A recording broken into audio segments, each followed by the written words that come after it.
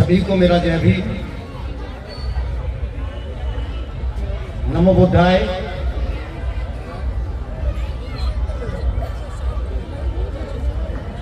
संविधान दिवस की पूर्व संध्या पर मानसिक के तमाम वो पदाधिकारी जिन्होंने इतना भव्य प्रोग्राम किया,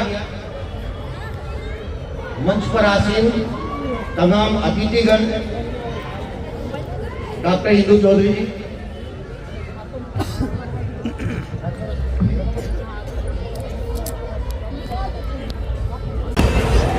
आप सबको बहुत बहुत साधुवाद। आदरणीय भंते जी, तमाम गायक मंडली, तमाम सोशल मीडिया के चलाने वाले, तमाम बहुजन पत्रकार, इस कार्यक्रम में आए तमाम लोग। हालांकि मैं फिजिक्स का स्टूडेंट हूं और रिलेटिविटी का सिद्धांत बड़ा अच्छे से जानता हूं। मुझसे पहले एक बहुत खूबसूरत गीत जो हमारी बहन ने गाया, और मुझसे पहले एक हमारे बहुत जोशीले साथी ने जिस रूप में वो विचार रखे, मैं समझता हूं कि कार्यक्रम में मेरे लिए कोई ऐसा खास रहा नहीं। बड़ी ऊर्जा थी आपके उसमें बोलने में। देखिए सर, मैं टीचर हूं और छोटी मोटी बातों को जानने की अभी कोशिश कर रहा हूं कि सोसाइटी में सोसाइटी का क्या रूप होगा। मुझे ऐसा लगता था अभी तक कि दलित एक सवाल के रूप में पैदा होता है सोसाइटी में। भारतीय परिवेश में दलित एक सवाल के रूप में पैदा होता है, और वो जब धीमे धीमे धीमे धीमे चाहे वो स्कूल में जाता है, वहां भी उसको एक सवाल दिखाई देता है, वो संस्थानों में जाता है, वहां भी एक सवाल देता है, और कहीं ना कहीं एक ऐसा सिस्टम बना कि जो सामाजिक मंच है वहां भी एक सवाल है, जो राजनीतिक मंच है वहां भी एक सवाल है। तो तमाम उसके इतने सारे सवाल क्रिएट हो जाते हैं, तो आदमी खुद का खुद एक सवाल बन जाता है।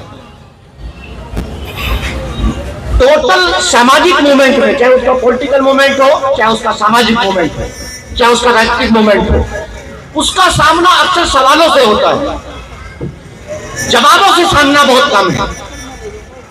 मेरा मानना यह है कि दलित को सवाल से हट करके जब तक वो जवाब नहीं बनेगा, तब तक वो अपने एजेंडे के ऊपर कायम नहीं है। मुझे दो चीजें समझ में आई। आखिर दुनिया का सबसे बड़ा विचार, जो सबसे प्रोग्रेसिव विचार है, वो बाबा साहब का विचार। ये पूरी दुनिया मानती है। ये मैं नहीं कह रहा, ये भारत के लोग नहीं कह रहे, ये पूरी दुनिया कह रही है कि सबसे प्रोग्रेसिव, सबसे ज्यादा आगे बढ़ने वाला, विपरीत परिस्थितियों के बावजूद भी दुनिया में अगर कोई विचार है तो वो बाबा साहब डॉक्टर भीमराव अंबेडकर एक विचारधारा है। इसमें कहीं कोई दो राय नहीं। और दुनिया का सबसे मानवतावादी अगर कोई धर्म है, ये मैं इसलिए नहीं कहता कि मैं बाबा साहब को मानता हूं तो इसलिए भगवान बुद्ध को मानता हूं, पूरी दुनिया ये कह रही है। भारत के वो लोग जो किसी मंदिर बनाने की बात करते हैं, किसी मस्जिद बनाने की बात करते हैं, अपने आप को रोज धार्मिक घोषित करते हैं, लेकिन वही देश के प्रधानमंत्री अगर यूनाइटेड नेशन के अंदर जाते हैं तो वो खुद ये कहते हैं कि एक मैं ऐसे देश से आया हूं जो बुद्ध का देश है। हमने दुनिया को बुद्ध दिया, हमने युद्ध नहीं दिया, हमने बुद्ध दिया। भारत में आप क्या दे रहे हैं और इंटरनेशनल लेवल पे आप क्या दे रहे हैं, ये उनको भी मालूम है कि बुद्ध क्या है, भगवान बुद्ध क्या है। सबसे अच्छा विचार हमारे पास, सबसे बढ़िया धार्मिक व्यवस्था हमारे पास, सबसे ज्यादा अगर किसी सोसाइटी में धोखा नहीं है, दलितों में धोखा नहीं है। दलित बहुत मानवतावादी है, वो कभी किसी को धोखा नहीं देता, वो उसका व्यवहार है, उसका बिहेवियर है। रात दिन पिटने वाले लोग, अगर हमारे समाज का व्यक्ति कोई गलती भी कर रहा है, मजदूरी करके आ रहा है, गलती कर रहा है, घर में कुछ और गड़बड़ कर रहा है, उसके बावजूद भी उसकी पत्नी कहीं ना कहीं दुखी और पीड़ित होने के बावजूद भी उसको रात में या बच्चों के थ्रू कहीं ना कहीं भोजन देती है कि मर ना जाए, उसको मरने नहीं देना है। तो ऐसे सारे विचारों के बावजूद भी आखिर वो क्या कारण है, आखिर वो क्या हालात है कि हम जिस गति से हमको बढ़ना चाहिए था वो गति हमारी तय नहीं हो पाई। ये मंथन हमको करना ही पड़ेगा, ये समय है और ये समय ही है। सवाल बन के दलित को नहीं घूमना है, उसको जवाब ही बनना पड़ेगा। और जवाब कहीं ना कहीं हमको ऐसे सामाजिक मंचों पे ही ढूंढना पड़ेगा। एक जवाब मुझे बड़ा अच्छा लगा, आपकी पहचान पर सवाल खड़ा किया।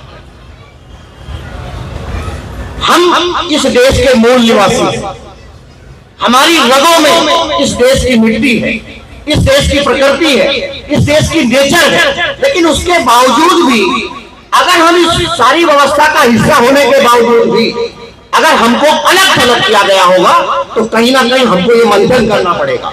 उसका कारण जिसने अटैक किया उसका कारण है, उसको मालूम है कि दलितों से जुड़ी हुई जो पहचान होगी उसको थोड़ा कहीं ना कहीं डाइल्यूट करो, उसको घटाओ। ये बात मैं किस लिए कह रहा हूं,